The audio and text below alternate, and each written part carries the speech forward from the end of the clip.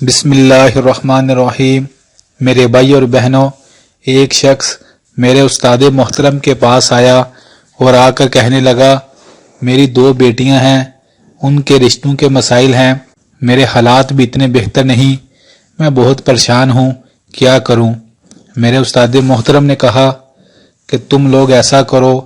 گھر کے تمام افراد، تم بھی اور تمہاری بیٹیاں بھی 3 بار پہلے درود ابراہیمی پڑھو اور اس کے بعد صرف 3 بار قرآن پاک کی پیاری سورت الرحمن اس کو پڑھو اور اس کے بعد پھر آخر میں 3 بار درود ابراہیمی کو پڑھو اور اس کے بعد اللہ کی بارگاہ میں دعا مانگو۔ وہ شخص چلا گیا، تقریباً 1 ہفتے یا 2 ہفتے کے بعد آیا اور آ کر کہنے لگا، مولانا میں تو ایک بیٹی کے رشتے کی نیت سے کر رہا تھا، اللہ تعالیٰ نے میری دونوں بیٹیوں کے رشتوں کے مسائل حل فرما دیے، سبحان اللہ، اور بڑے بہترین رشتے اللہ تعالیٰ نے کروا دیے، اللہ اکبر۔ بے شک میرے بھائی اور بہنوں، سورت الرحمن کو قرآن پاک کی دلہن کہا جاتا ہے، اس کے لفظ میں بڑی برکت اور بڑا اثر ہے۔ جو بندہ بھی یہ وظیفہ کرے گا، دل سے کرے اور سارے گھر والے ہو سکے تو سارے کریں اور اس کے بعد اللہ کی بارگاہ میں دعا مانگے، انشاءاللہ چند ہی دنوں میں اللہ تعالیٰ جو بیٹے یا بیٹی کے نصیب میں بہتر ہوگا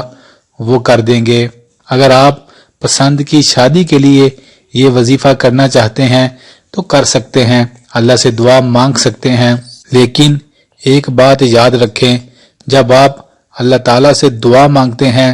اور اس کے بعد آپ کا رشتہ جہاں بھی ہوتا ہے، یقین مانیں آپ کی زندگی سکون سے گزرے گی۔ بعض اوقات انسان کہتا ہے نہیں میری شادی یہاں پر ہی ہو، اے اللہ کے بندے یا بندی، تمہیں کیا پتا کہ وہ انسان کس طرح کا ہے؟ میں ایسے درجنوں لوگوں کو جانتا ہوں میرے بھائی اور بہنوں، جنہوں نے زبردستی اپنی پسند کی شادیاں تو کر لیں گھر والوں کو ناراض کر کے، لیکن 1-2 سال نہیں گزرنے پایا ان لوگوں کے درمیان علیحدگی ہو گئی۔ کیوں کہ انسان صرف ایک چیز دیکھتا ہے، ایک پہلو دیکھ کر اسی کے پیچھے پڑ جاتا ہے، لیکن سارے معاملات ایک لمبی زندگی کے بارے میں بالکل نہیں سوچتا۔ لہٰذا یہ وظائف کریں، اللہ سے دعا مانگیں، کوئی حرج نہیں، اور اس کے بعد ایمان رکھیں، جہاں بھی اللہ تعالیٰ نے فیصلہ کیا ہوا ہے آپ کی شادی جہاں بھی ہوگی، زندگی سکون سے اور محبت سے ضرور گزرے گی انشاءاللہ۔ اللہ رب العالمین جن کے بیٹے اور بیٹیاں رشتوں کی عمر کو پہنچ گئے ہیں، اللہ ان کے لیے بہترین رشتہ عطا فرمائے، آمین۔ میرے بھائی اور بہنوں،